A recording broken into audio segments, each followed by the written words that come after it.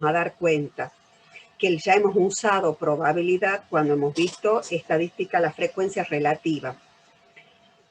Para introducirnos en probabilidad, vamos a ir viendo ciertos conceptos y antes de empezar les digo, el TP3, en el aula virtual donde dice TP3 tiene en las diapositivas estas en PDF que dice Introducción a la Probabilidad clase.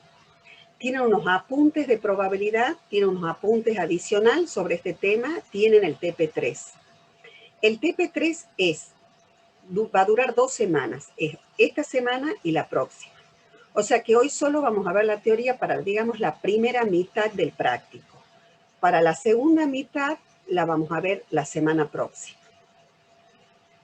Entonces, volviendo al tema, para introducirnos en probabilidad tenemos que saber distinguir entre lo que son los experimentos determinísticos y los aleatorios. Mi pregunta a ustedes es la siguiente. ¿Quiénes han hecho Física 1? ¿Hay varios que hayan hecho o hayan cursado Física 1 ya? Sí. Sí. Sí. Sí, profe. Bueno, a esos que ya han hecho, que han cursado, ¿me pueden decir qué es un fenómeno determinístico? Que en ciertas condiciones tiene una sola reacción, por así decirlo. Un solo resultado. Sí, así es. Más o menos, está perfecto. O sea, si yo al experimento lo repito bajo aproximadamente las mismas condiciones, el resultado va a ser siempre el mismo. Y acá está la explicación. Si, por ejemplo, yo quiero saber la velocidad con que cae un objeto tirado varias veces desde la misma altura y bajo las mismas condiciones, porque yo a alguno le podría dar con alguna velocidad inicial, pero repitiéndolo bajo las mismas condiciones, siempre la velocidad con que cae ese objeto va a ser la misma. O sea que todos los fenómenos físicos son determinísticos, se pueden determinar. En probabilidad trabajamos con fenómenos aleatorios. ¿Cuáles son aquellos? Que aunque el experimento se repita bajo las mismas condiciones, el resultado es distinto. Por ejemplo, si yo tiro un dado, ¿qué sucede? Si el dado no está cargado, ¿qué significa cargado? Cuando uno va a hacer trampa y quiere que salga con mayor posibilidad uno de los 6 números posibles. Cuando el dado no está cargado, yo lo tire bajo las mismas condiciones, no significa que siempre va a salir el 2 o que va a salir el 3, ¿está bien? Entonces, tenemos que pueden salir cualquiera de los 6 resultados distintos, ¿sí o no?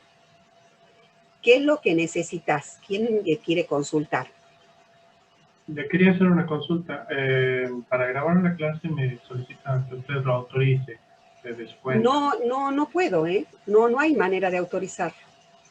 Las únicas 2 opciones que tengo es que ya eso es de la tecnológica, de la universidad, o sea, del administrador. Es o grabarlo en la nube, que es la mía, o grabarla yo. No puedo autorizar. Si yo me fijé después, porque no me acordaba de esa posibilidad, ¿sí? Perfecto. Puede ser que la grabé porque tengo justamente un compañero del grupo me comentó que no iba a poder asistir hoy día y se lo podía grabar a la clase para que él la vea luego. ¿Y qué es lo que me solicitas? Perdón, porque no te escucho bien. Que la grabe para después subirla en el aula virtual. ¿Que yo la grabe? Sí. La iba a grabar yo, pero como me pide el permiso... Sí, espere. Sí, no se puede directamente. Desgraciadamente no la puedo. Esperen un segundito, que estoy buscando dónde la tengo que poner para grabar. Acá, espera. Ay, Dios. Más. Chat. Vamos a hacer algo. Voy a dejar de compartir para poderlo hacer más rápido. ¿Sí? Profesora, perdón que me interrumpa. Sí. Si usted gusta, los puedo grabar por exterior. Luego, ¿Cómo? Perdón. Grabo por un capturador de video, si no tiene inconveniente usted. Si lo capturas, ¿con qué? No te escucho. Capturo con un programa de captura de video, si lo grabo por ahí. Sí, yo sabía que había algunos que tenían, no tengo problema que lo graben, ¿sí? Perfecto, ¿sí? después lo subo yo al WhatsApp. Bueno, te lo voy a agradecer de corazón, ¿sí? Porque la verdad que detesto estarlo grabando, ¿sí? No se preocupe. Muchísimas gracias, Hernán. No, de nada, Julio. Bueno, estábamos con los fenómenos aleatorios, ¿cierto? Dentro de estos fenómenos aleatorios, por ejemplo, si yo tiro una moneda, yo no sé si va a salir cara o seca, ¿está bien? Entonces, esos son los fenómenos con los que trabajamos en probabilidad, no los fenómenos determinísticos, son los que yo con antelación no puedo saber cuál va a ser el resultado. En física se aplica una fórmula y la puedo saber. Una vez que sabemos que vamos a trabajar con los fenómenos aleatorios o experimentos aleatorios, vamos a empezar a definir ciertos conceptos. Por ejemplo, el espacio muestral. ¿Qué es el espacio muestral? Son todos los resultados posibles del experimento. Y se lo indica siempre o con la letra mayúscula S o en algunos libros o bibliografías con la letra delta mayúscula. Pero en general es con la S. O sea que nosotros siempre lo vamos a representar en forma conjuntista. Y son todos los resultados posibles. Fíjense algo. Si yo tengo, por ejemplo, como experimento, el lanzamiento de dos monedas.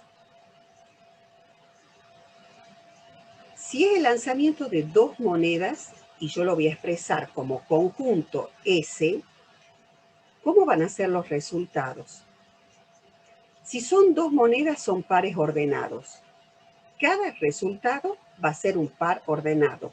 Cada elemento del espacio muestral va a ser un par ordenado. Si hubieran sido tres monedas, ¿cómo sería, chicos?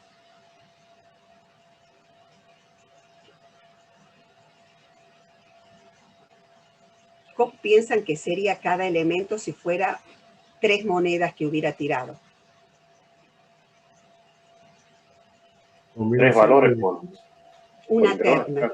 Claro, una terna. Sí, tres valores, ¿sí? Si hubieran sido cuatro monedas, sería una cuaterna, ¿está bien? O sea que depende de esto para cómo yo lo voy a expresar. Cada uno de estos pares es un elemento. Fíjense que el lanzamiento de dos monedas tiene 4 elementos. ¿Cuáles serían? En donde el primero corresponde al primer tiro, y acá en el par ordenado, y el segundo al segundo tiro. ¿Cuáles son las posibilidades? Que salga cara a cara, cara seca, seca cara o seca seca. Entonces tiene 4 elementos este espacio muestral. Otro ejemplo es el lanzamiento de un dado. ¿Qué significa legal? Que no está cargado. Entonces, cada uno de los 6 valores que tiene un dado tiene la misma posibilidad de salir. ¿Y cuáles son todos los resultados posibles entonces de ese experimento? Es este S, que lo expreso del 1 hasta el 6. Después tengo, fíjense algo, la vida útil de un ventilador, medido en horas de duración. Si es la vida útil medida en horas de duración, es tiempo. Si es tiempo, es continua.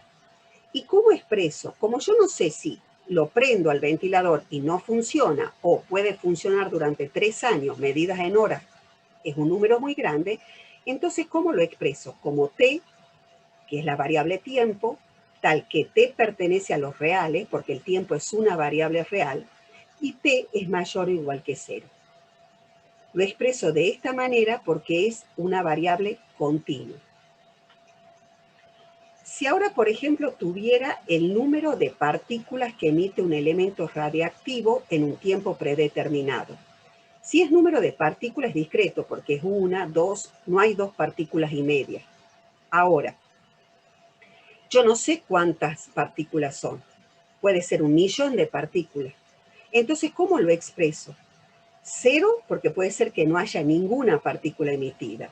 Bueno, acá escribo algunos números, como el 1, el 2, 3, 4, 5, podría haber escrito 6, 7, y estos 3 puntitos significa que continúa, que yo no sé cuántas, no sé cuál es la última cantidad de partículas. Fíjense que estamos frente a variables discretas, finitas, a esta se le llama discreta infinita porque está asociada con los números enteros, y esta es continua. Otro ejemplo es, por ejemplo, el tiro de 2 dados distinguibles. ¿Por qué distinguibles? Porque cada punto, cada elemento que va a ser un par ordenado, ¿sí? Tiene la misma posibilidad de ocurrir, chicos. Entonces, o puedo tirar 2 veces un dado, pero distinguiendo el primer resultado del segundo, o como es este, 2 dados distinguibles. Si son 2 dados, volvemos par ordenado. ¿Y cómo lo expreso? El primero es el 1, ¿sí? Con todas las posibilidades del 1 hasta el 6 en el segundo tiro del dado. La segunda es el 2 en el primer tiro del dado, con las 6 posibilidades del segundo tiro del dado. Y así hasta la última, que sería 6 en el tiro del primer dado, hasta el 6 del segundo tiro del dado. Si ustedes cuentan, acá hay 36 resultados. Ahora, ¿cómo me puedo dar cuenta sin estar contando los elementos? De esta forma. ¿Cuántas posibilidades tiene el primer tiro del dado? Tiene 6 posibilidades, porque hay 6 valores distintos en un dado. Y en el segundo dado también tengo 6 posibilidades. Entonces, ¿qué es lo que tengo? 6 por 6 igual a 36. Quiere decir que el espacio muestral tiene 36 elementos. Pero ahora nos fijemos. Sí. Me trabó como 10 segundos, por lo menos a mí se me trabó lo que estaba diciendo. No, a mí no.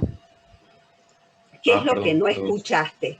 ¿Qué es lo que no escuchaste para que te vuelva a repetir? No hay problema, perdón.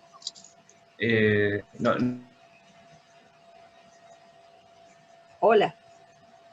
¿Tomás?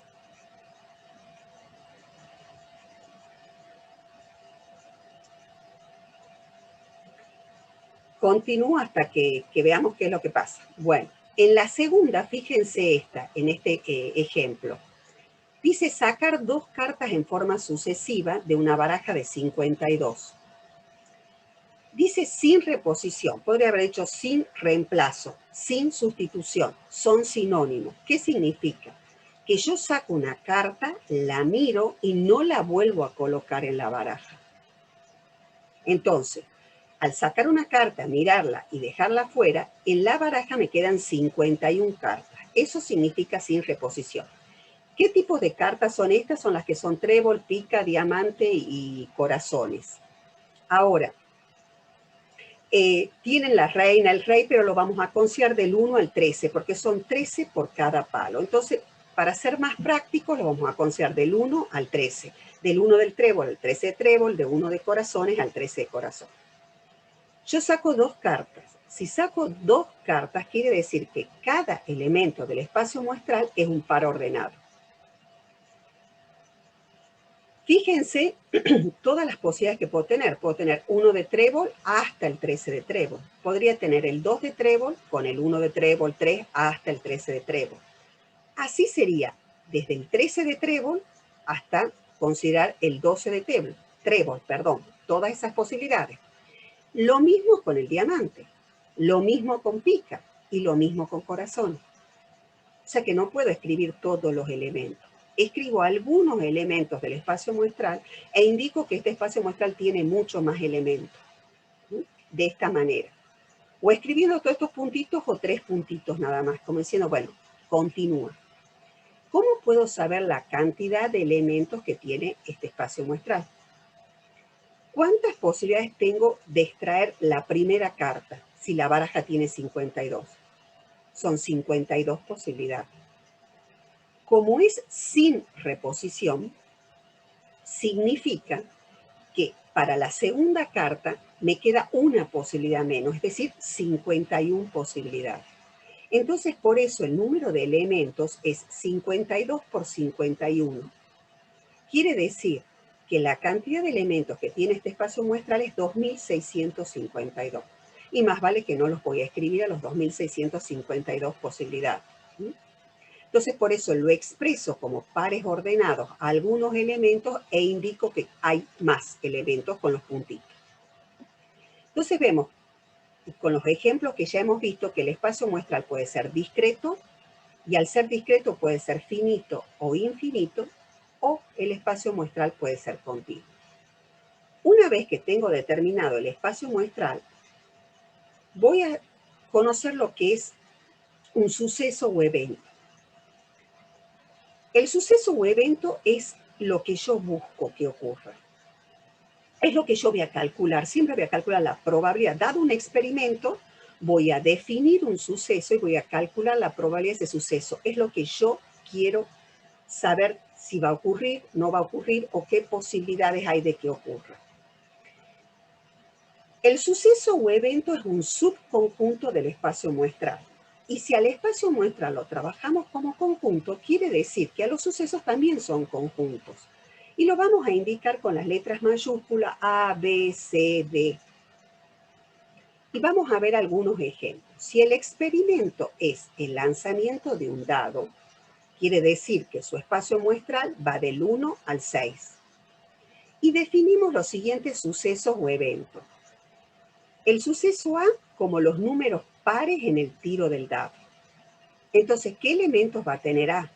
Va a ser 2, 4 y 6, que son los que escribo acá. A su vez, observo que A es un subconjunto del espacio muestral S. Lo mismo pasa si defino el suceso B, que son los múltiplos de 2 en el tiro del dado. ¿Cuáles son los múltiplos de 2? El 2, 4 y 6. Entonces escribo los elementos del suceso B.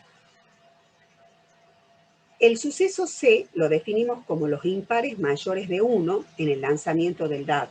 Entonces, ¿cuáles son los impares mayores que 1? Mayores. Tenemos el 3 y el 5. Y eso es lo que escribo, que a su vez es un subconjunto del espacio muestral. Ahora, cada uno de los elementos del espacio muestral se llama suceso elemental o evento elemental. Y dentro de un rato vamos a ver que la probabilidad de todo el espacio muestral, es decir, de la suma de todos los sucesos elementales, es 1. Así como en el práctico 1, cuando veíamos estadística descriptiva, la suma de todas las frecuencias relativas me tenía que dar 1. La frecuencia relativa está asociada totalmente a una probabilidad. Si al espacio muestral y a los sucesos los trabajamos como conjuntos, quiere decir que valen las operaciones que nosotros conocemos de conjunto: la unión, la intersección y el complemento.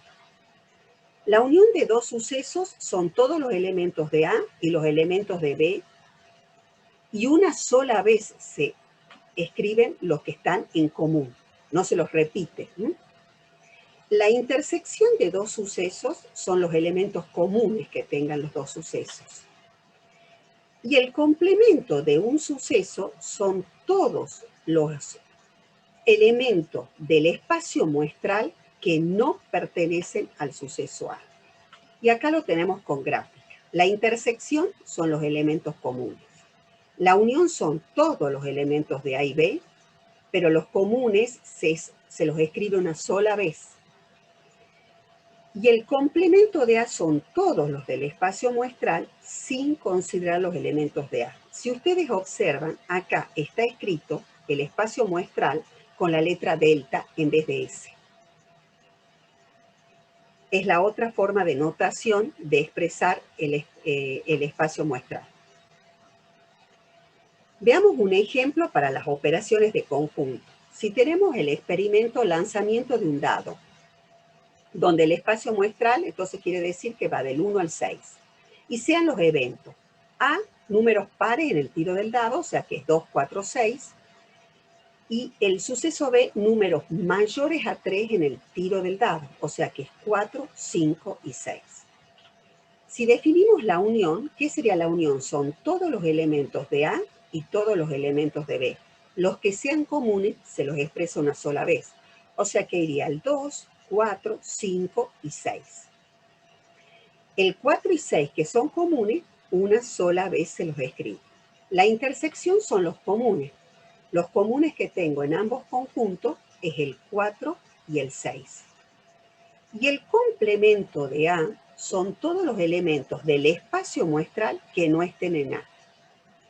Los elementos del espacio muestral que no están en A son los impares, el 1, 3 y 5. que es lo que escribo acá.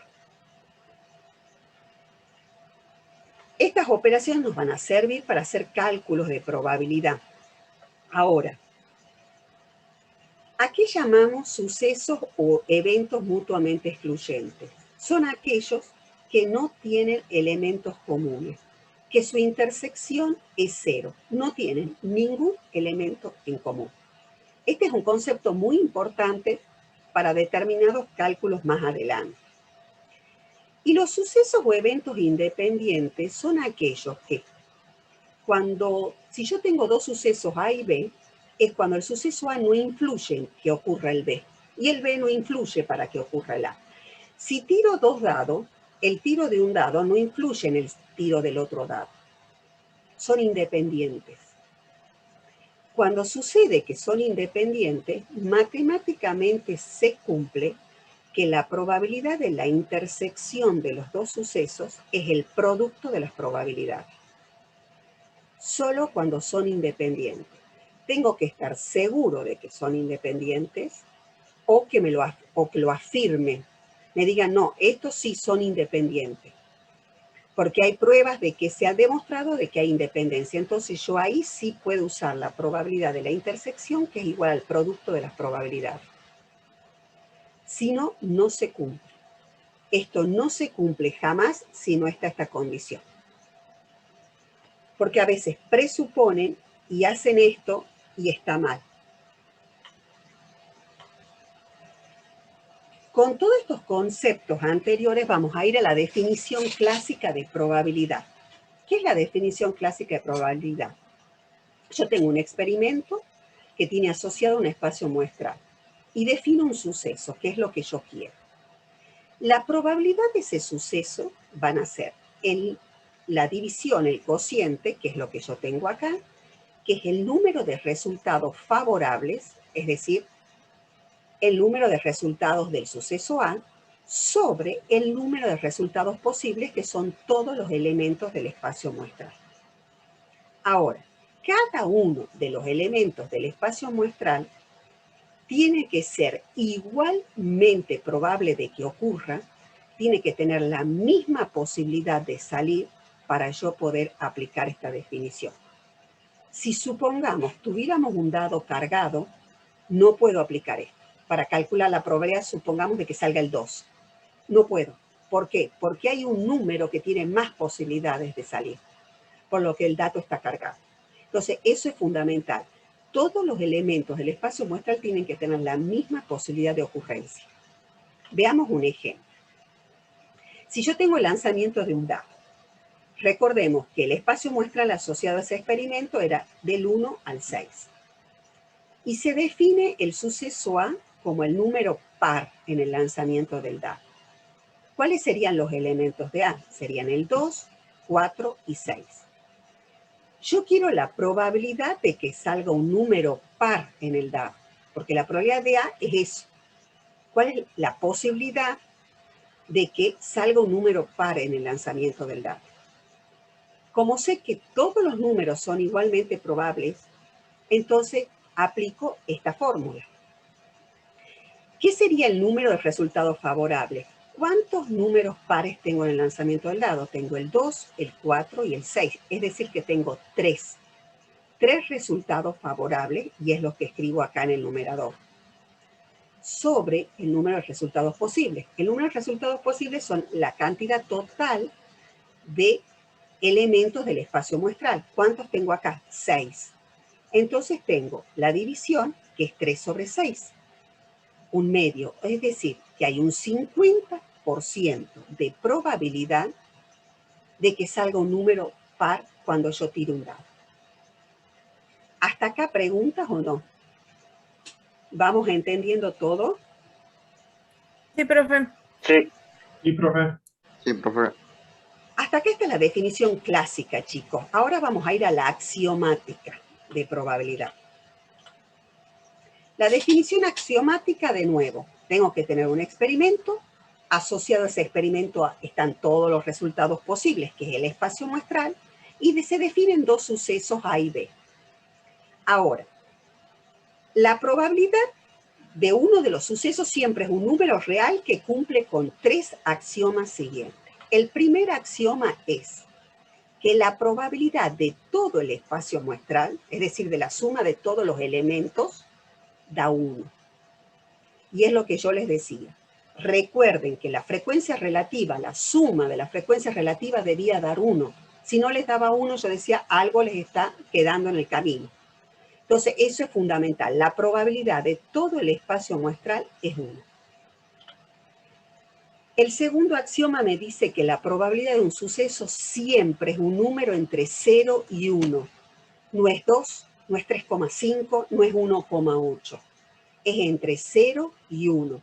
Por eso lo podemos, si lo multiplicamos por 100, lo asociamos a un porcentaje, podemos hablar entre el 0 y el 100%. Siempre eso lo remarco porque hay veces que calculan resultados, probabilidad 8,5. No existe. La probabilidad es un número entre 0 y 1. Y el axioma 3 me dice que si no tienen, tengo 2 sucesos que no tienen elementos en común, es decir, que su intersección es vacía, la probabilidad de la unión es la suma de las probabilidades de los sucesos. Este axioma, que lo vamos a ver enseguida para una generalización, lo vamos a ver hasta con gráfica. ¿Por qué pasa eso? Hay consecuencias de estos axiomas de probabilidad, que son los siguientes. Yo les había dicho que el complemento de un suceso son todos los elementos del espacio muestral que no pertenecen al suceso. Por eso la probabilidad del complemento es 1, porque 1 es la probabilidad de todo el espacio muestral, menos la probabilidad de A, del suceso A. Entonces es importantísimo, la probabilidad del complemento es 1 menos la probabilidad de A. La probabilidad del vacío es 0. Es por eso que en este caso, en el axioma 3, como la intersección era vacía, yo no la tenía que considerar porque la probabilidad de la intersección iba a ser 0. El tercer axioma es una generalización del axioma 3. La tercera consecuencia. Me dice que si yo tengo 2 sucesos que no son mutuamente excluyentes, ¿qué significa eso? Que tienen elementos en común, que su intersección es distinta al vacío. Se define la probabilidad de la unión como la suma de las probabilidades menos la de la intersección. Miremos la gráfica. ¿Cómo se define en realidad la unión? Yo tengo A unido a B. Eso es todo A unido a este pedazo de B, sin considerar de nuevo la intersección. Porque si yo considero de nuevo la intersección, ya la estoy sumando 2 veces. Entonces, eso es como para explicar por qué acá, cuando es vacía, la intersección es solo la suma de las 2. Veamos para este caso.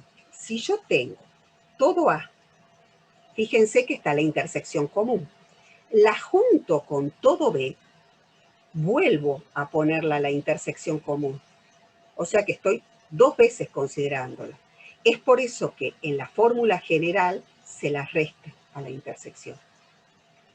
Y esto vamos a usar para cuando tengo 3 sucesos.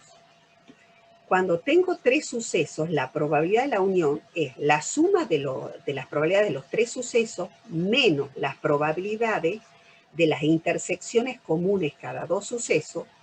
Y ya lo vamos a ver gráficamente, estoy sacándole la probabilidad de la intersección, entonces por eso debo sumarla. Veamos con la gráfica siguiente. Fíjense, lo que me dice que es la probabilidad de la unión es todo A, sumarlo a todo B, sumarlo a todo C. Pero vamos por partes.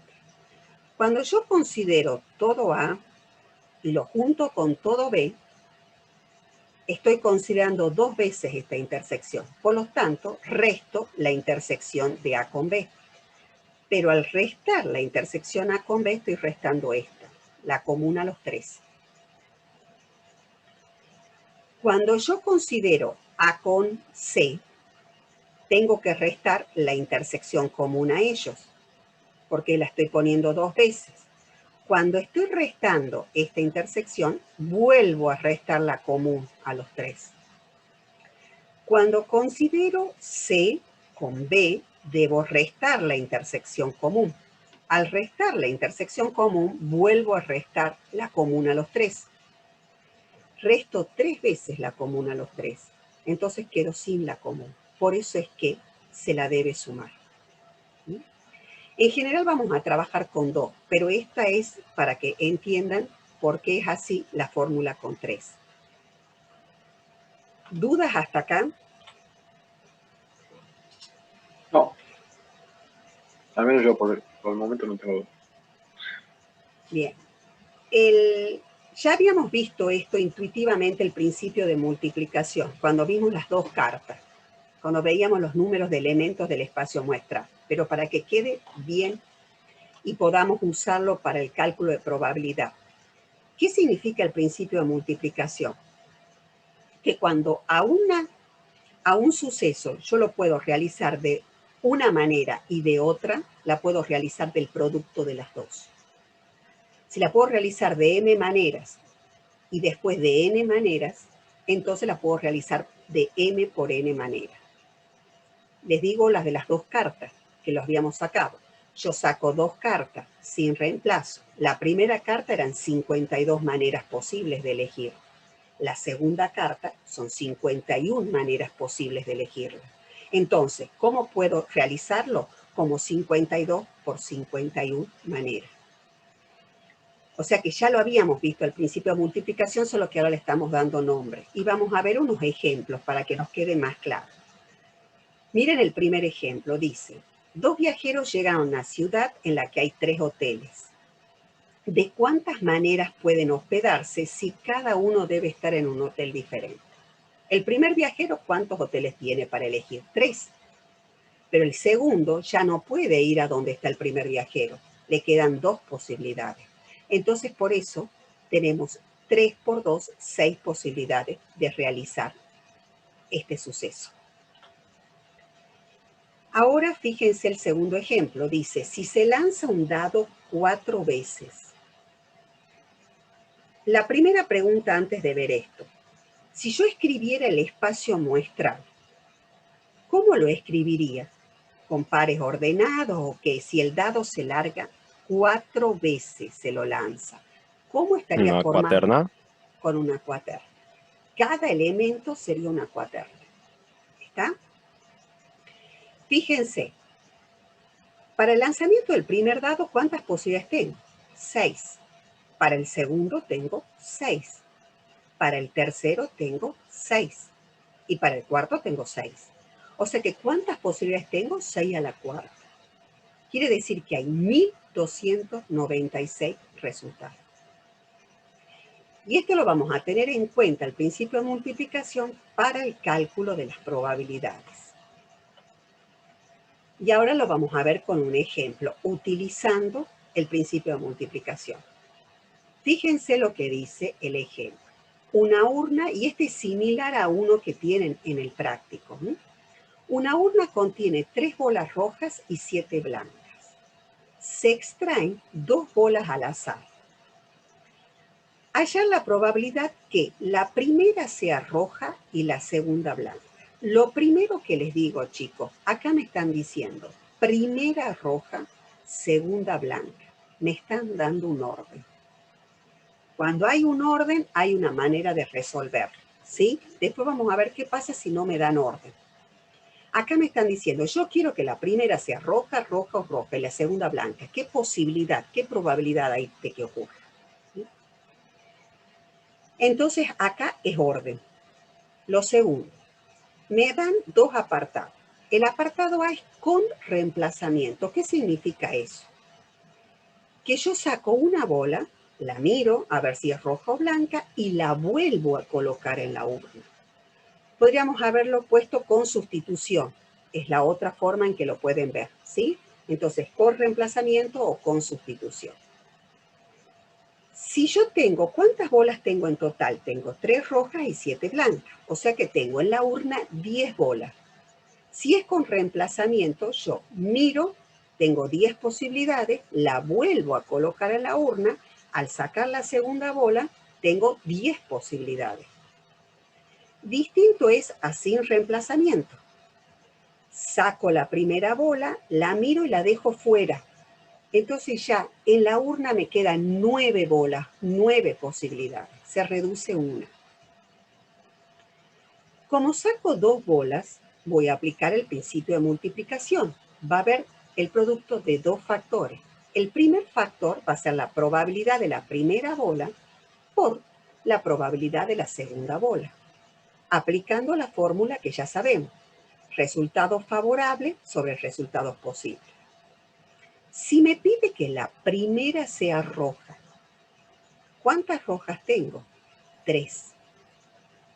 Entonces, la probabilidad de que la primera sea roja va a ser 3 sobre todos los resultados posibles, que son las 10 bolas. 3 sobre 10. Por que la segunda sea blanca. ¿Cuántas blancas tengo? 7. Sobre los resultados posibles. Como es con reemplazamiento, me va a quedar 7 sobre 10. ¿Qué es lo que tengo acá? O sea, la probabilidad de que la primera, que es el suceso A, sea roja y la segunda sea blanca, vuelvo a repetir, es el producto de 2 factores. Donde el primer factor es la probabilidad de la primera bola, el segundo factor es la probabilidad de la segunda bola. Para la primera bola tengo 3 resultados favorables sobre 10 posibles. Para la segunda tengo 7 resultados favorables y como es con sustitución o con reemplazamiento sobre 10 posibles. Esto me da que es un 21% de probabilidad o de posibilidad que la primera sea roja y la segunda sea blanca. Ahora, ¿qué varía con el apartado B? Que me pide sin reemplazamiento. Lo que va a variar es para la segunda bola el denominador. ¿Por qué? Porque ya me van a quedar... Disculpe, le hago una consulta. Sí. ¿Qué diferencia habría que la primera bola, por ejemplo, sea blanca y la segunda roja? Y bueno, acá tendrías que poner 7 y 3. Eso es. Claro, saldría igual, tendría la misma resultado es la probabilidad. misma. Sí, la probabilidad sería exactamente la misma. Sí, sí. ¿Y qué pasaría? ¿Cómo haría si la primera es roja y la segunda es roja? Sin reemplazamiento. Y sería 3 sobre 10 y 2 sobre 10, sobre 9, perdón. Exacto. Sí, vamos disminuyendo uno. Perfecto. Profesora, sí. ¿Cómo se haría en el caso en el que no nos diera el orden? O sea, en el que sea indistinto, que sea roja o la primera roja y después la segunda blanca, o la primera blanca y la segunda sea roja. Sí, que me hubiera dicho la que sea roja y blanca. ¿Está bien? Bueno, hay 2 maneras de hacerlo. Una que la vamos a ver enseguida y la otra es considerar posibilidades. Acá en este caso, si no te hubiera dado el orden, que te hubiera dicho roja y blanca, puede ocurrir 2 cosas. Puede ser que la primera sea roja y la segunda blanca, como es este caso, o tendría que haber sumado, o que la primera sea blanca y la segunda roja. Entonces hubiera tenido 21 sobre 100 más 21 sobre 100. ¿Mm? ¿Lo entienden o no? Perfecto. Cuando yo les digo la posibilidad, la otra posibilidad que es o, siempre, chicos, es suma. ¿Está bien? Si es y, es producto. Por eso acá es la primera y la segunda. Cuando hay otra posibilidad, el o ya va una suma. ¿Sí? Ahora, sin reemplazamiento, lo que varía, como yo les había dicho, es el segundo factor, solo el denominador. ¿Por qué? Porque me ha quedado una bola menos en la urna. Y me sale que es un 23% de posibilidades que ocurra que la primera sea roja y la segunda blanca, extrayendo, o sea, sin reemplazo, o sea, dejando la primera bola afuera. Ahora, por ahí se nos complica porque hay muchas posibilidades. No hay como en esta si no nos daban el orden de 1 o 2. Y ahí vamos a ver cómo lo podemos resolver. Veamos este ejemplo. Dice, la producción de ciertos componentes electrónicos de una empresa presenta en promedio un 2% de componentes defectuosos. Si de un lote de 200 componentes, ¿qué significa eso? Que vamos a trabajar con estas 200 componentes para saber las defectuosas o no. O sea, de un lote de 200 componentes electrónicos, se elige una muestra aleatoria de 5 componentes. Si yo elijo 5 componentes, ¿cómo va a ser cada elemento del espacio muestral?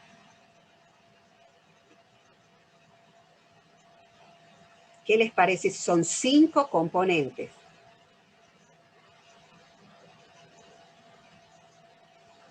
Si sacaba 2 era un par ordenado. Si era 3, una terna. Si son 5 componentes, ¿cómo va a ser cada elemento del espacio muestral? ¿Quinteto? Perdón, no escucho. ¿Un quinteto? Una quíntupla, sí. No, ¿Está bien? Una quíntupla. Ahora me piden, fíjense, calcular la probabilidad de que 2 de los 5 componentes electrónicos seleccionados sean defectuosos. 2. No me dicen si el primero, el cuarto, el quinto, el tercero. No me dan orden. Me dicen 2 de los 5 componentes electrónicos. ¿Qué pasa acá? Sacamos 5, son muchos. ¿Cuáles son las posibilidades que tenemos? Fíjense, piensen que cada uno de los componentes, de esos 200 componentes, son distinguibles. Tienen que ser cada uno distinguible para que tengan la misma posibilidad de ocurrencia, de salir. Entonces, piensen alguna de las posibilidades del espacio muestral. Como no me piden orden, los 2 defectuosos pueden estar al comienzo, pueden estar al final, pueden estar al medio. Acá he escrito algunas de las posibilidades, pero hay muchísimas más. Entonces, ¿cómo hago?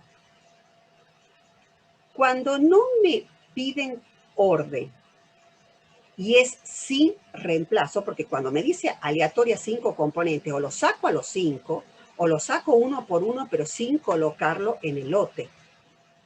Entonces, cuando es sin sustitución, sin reemplazo, y no me importa el orden, aplico combinaciones.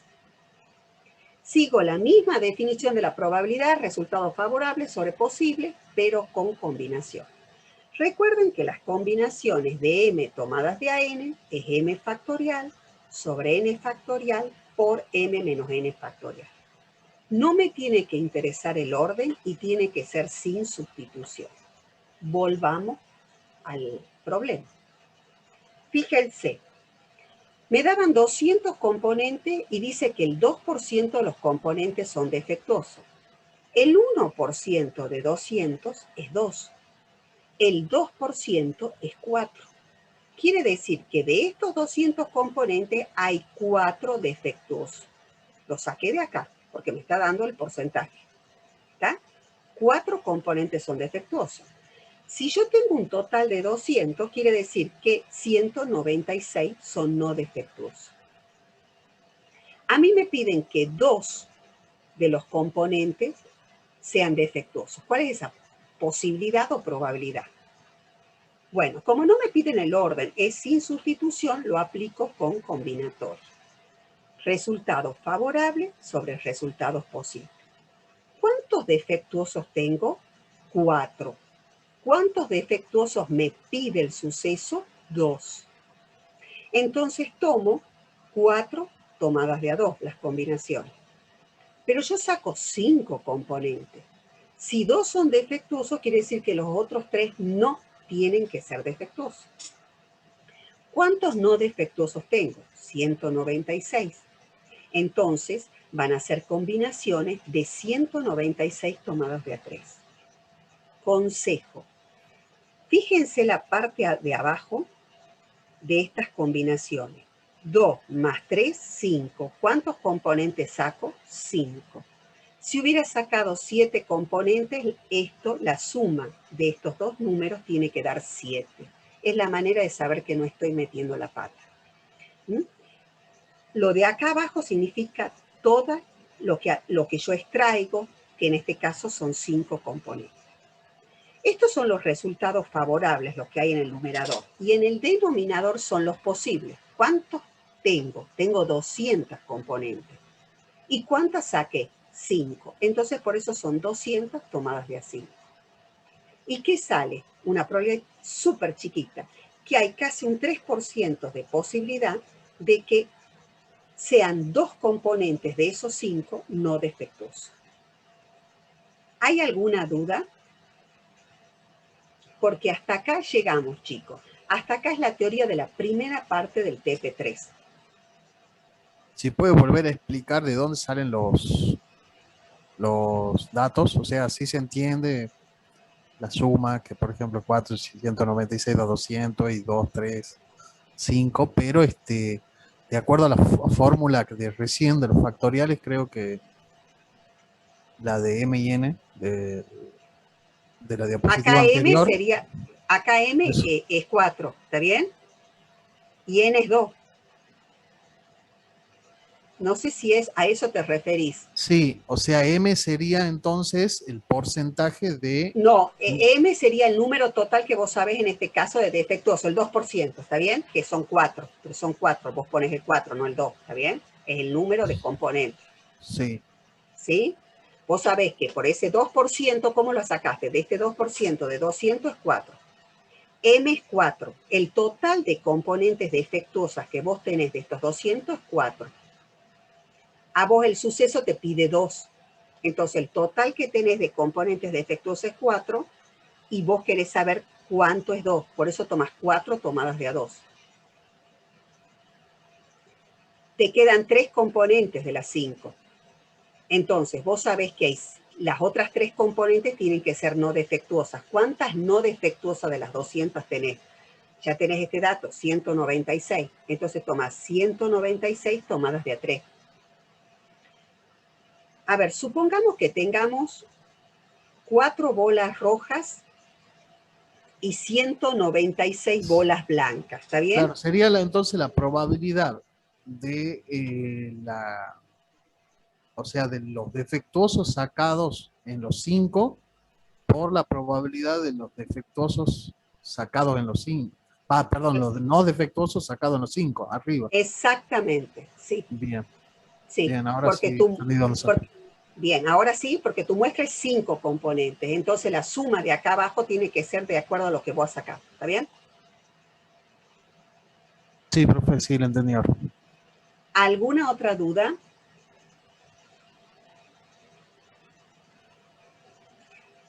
Si no hay dudas, no hay ninguna,